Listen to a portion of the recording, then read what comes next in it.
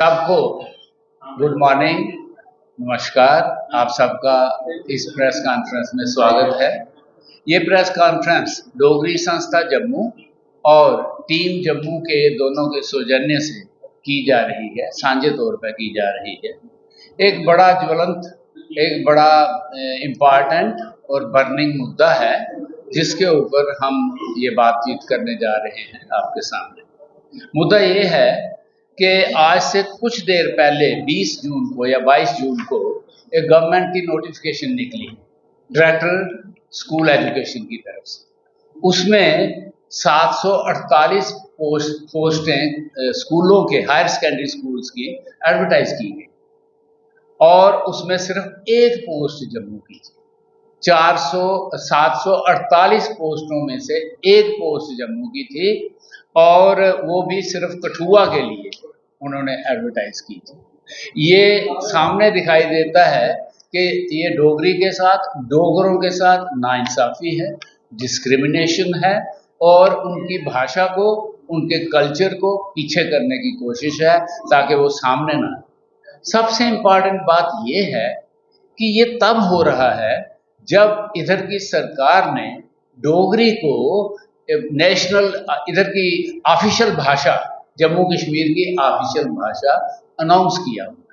जब ये 2020 में इन्होंने किया इसको अनाउंस, और इसका जो फैसला है वो पार्लियामेंट ने किया था 22 सितंबर 2020 को, और ये तब से ये ऑफिशियल लैंग्वेज है। ऑफिशियल लैंग्वेज बनाने के लिए जो लाज़मात है, जो ज़रूरी चीज़ें हैं वो ये हैं कि इस लैंग्वेज को इतना प्रमोट किया जाए, इतना डेवलप किया जाए कि ये दफ्तरों में और पार्लियामेंट में इस्तेमाल की जा सके। जब इसको एक तरफ सरकार की ये ड्यूटी है कि इसको प्रमोट किया जाए, इसको ज़्यादा से ज़्यादा इम्पॉर्टेंस दी जाए, इसको ज़्यादा से ज़्यादा आगे बढ़ाया जाए, तो उस वक्त ये किया जा रहा है कि इसको जो थोड़ा बहुत इसका है उसको भी ख़त्म किया जाए। आपको एक चीज़ और बता दूँ, हमारे इस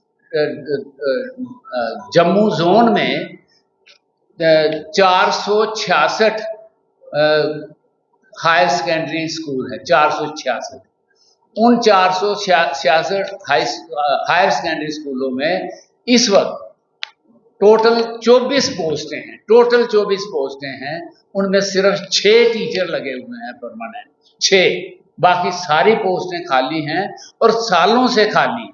उनको भरने की कोई कोशिश नहीं की जा रही, और उसकी बजाय जब ये एक टेम्परेरी पोस्टों के लिए एडवर्टाइजमेंट निकाली गई तो उसमें 748 पोस्टें एडवर्टाइज की गई, जिसमें से सिर्फ एक पोस्ट डोगरी की गई। ये इतनी बड़ी डिस्क्रिमिनेशन है कि अगर इस तरीके से डोगरी को ट्रीट किया जाएगा तो डोगरी को जो ऑफिशियल भाषा बनाने के लिए सरकार का फैसला है, ये ब्यूरोक्रेट उसके लिए क्या कर रहे हैं? इन लोगों की क्या सोच है? इसका मतलब ये है कि ये असल में चाहते हैं कि ये कागजों पर ही रहे और असल में डोगरी इस लेवल तक ना पहुंच सके कि वो ऑफिशियल भाषा का दर्जा हासिल कर सके।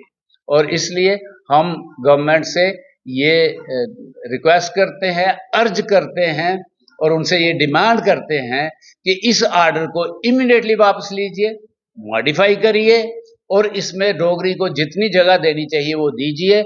साथ में जो खाली पड़ी हुई पोस्टें हैं डोगरी की, उनको एडवर्टाइज कीजिए और उसमें लोगों को भर्ती करिए। आपको मैं एक और छोटी सी चीज़ बता दूं कि एक इलाका है, ये खौड़ का, पलांवाला का, ढक्कर का, अखनूर का, जिधर डोगरी जो है वो इतनी स्ट्रांग है, इतने लोग डोगरी बोलते हैं। हम खुद वहाँ जाते हैं और हमने देखा है कि वहाँ के स्कूलों में, हायर सेकेंडरी स्कूल हैं, खौड़ में भी है, पलांवाला में भी है, ढक्कर में भी है, अखनूर में भी है, खारा में भी है, परगवाल में भी है, और सिर्फ जोड़ियां में एक पोजीशन टीचर की है जिसको इन्होंने क्रिएट किया है, बाकी किसी जगह नहीं। इतनी बड़ी डिस्क्रिमिनेशन डोगरी के साथ की जा रही है और इसलिए ये सारा जो काम है ये हम ब्यूरोक्रेसी के सर पर डालते हैं, क्योंकि ब्यूरोक्रेसी ये नहीं चाहती कि डोगरी प्रमोट की जाए, डोगरी इस लेवल पे पहुंचे कि वो ऑफिशियल लैंग्वेज बन सके।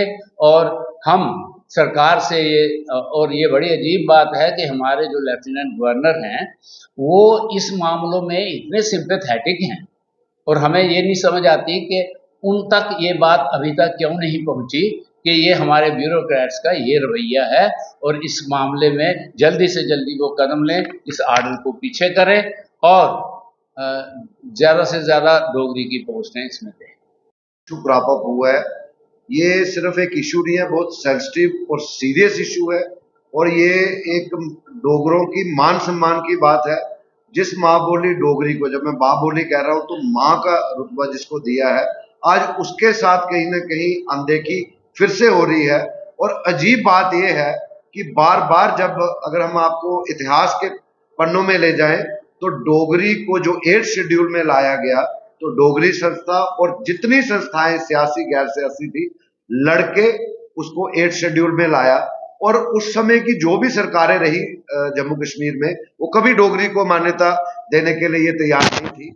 और आज जब तब 98-99 में हमें 8 शेड्यूल में लाया गया, हैरानगी इस बात की है कि अब इस समय की जम्मू कश्मीर यूटी में, और खासकर माननीय लेफ्टिनेंट गवर्नर श्री मनोज सिन्हा की सदारत में, हमारी माँ बोली डोगरी को स्टेट की ऑफिशियल लैंग्वेज का दर्जा दिया गया।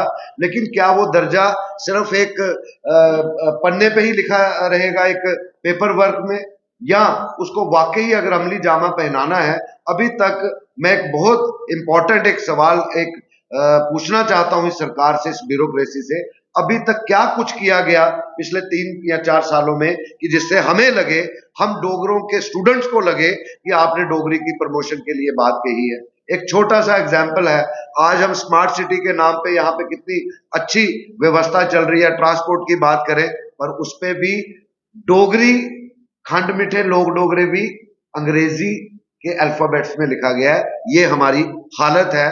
और दूसरी तरफ अगर आप बात करें, जैसे किरण जी ने भी अभी सवाल किया, मैं सीधे तौर पे आऊंगा, ये सवाल 10 साल पहले पूछा जाता तो शायद डोगरी संस्था के जो प्रेसिडेंट हैं या ऑफिस बेरर्स हैं उसको उस तरीके से जवाब नहीं देते। लेकिन पिछले 12 सालों में हमारे नौजवानों ने, डोगरी संस्था ने, टीम जम्मू ने और कई ऑर्गेनाइजेशंस ने इतनी मेहनत की, पेरेंट्स को मोटिवेट किया कि आप अपने बच्चों को अंग्रेजी, हिंदी, पर्शियन, संस्कृत सब भाषाएं सिखाओ, लेकिन मां बोली डोगरी को मत छोड़ो।